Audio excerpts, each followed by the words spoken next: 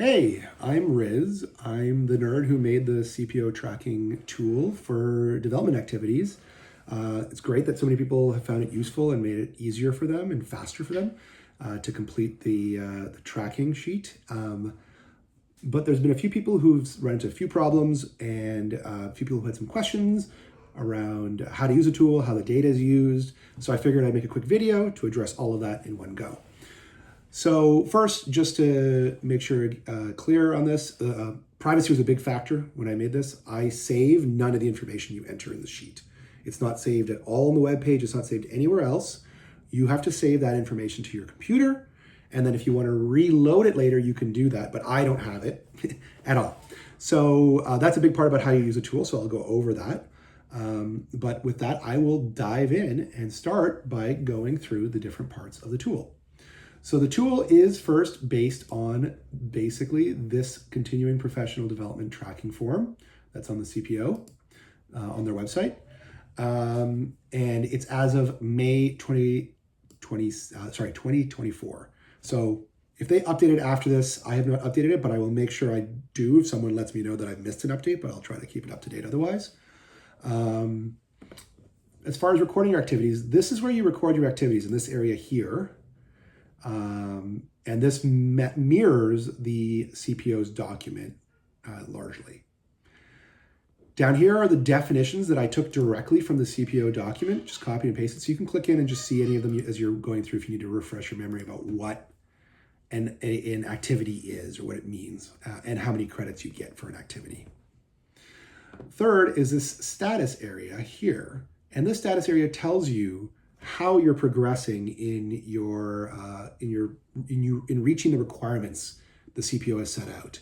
So you need, for example, 10 credits in activity A type, and right now you've entered 0. So as you enter the data in real time, the status will update so you can see where you stand on your progress.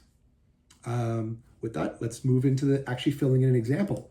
So let's say I delivered a presentation. So that's an A3. You can see it automatically opened up A3, so you can kind of see and confirm, yep, that's exactly what I did. I did do a presentation.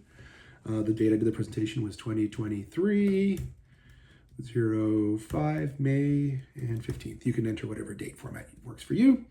It was a 1-hour presentation, documents provided, video recording, let's say. The activity description is presentation on fMRI something. And the way it enhanced your knowledge or skills is research or lit review to produce presentation. And maybe this is actually more like 4 hours because you did a lit review.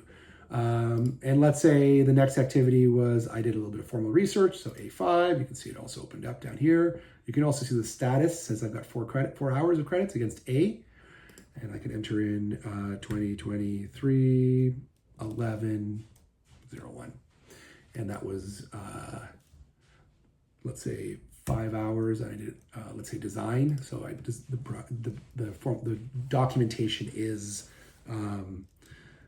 Research, design, document, and design experiment, and background research is how it's helped. And you can keep going. You get the idea. You can keep adding rows as you need. You can say, oh, you know what? I actually don't need a row, and you can just delete that row. It'll confirm for you before it does.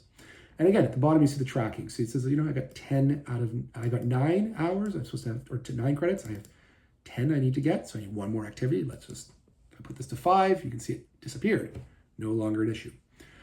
Let's say all of a sudden I'm halfway through and I need to go make dinner. I need to talk to a client or patient. So you can say, I'm not going to come back today. Let me just save this. You can click save to your computer. You just downloaded the file. It's this file here. You can open it up and look at it. It's just for the computer in a format for the computer to read back. But this is it. That's what's saved. I haven't saved any of it on my end. It's only on your computer. And let's say you come back 3 days later and say, I want to finish. So the page is empty. You can see it's back to how it would start when you first loaded it.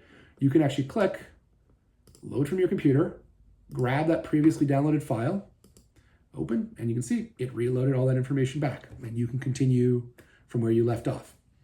After you've filled in the rest of the fields, you can go and click print. You get this print dialog. All the browsers have this option to save to PDF. You can see a preview of what it looks like, save, say where you want to save it, and now you've also got a PDF version of the data you entered. You can also do another save to your computer to get the version to reload back if you want, so you can have both copies. Whatever works for you. So hopefully that answered a lot of your questions. Let me know if you have any problems. Thanks.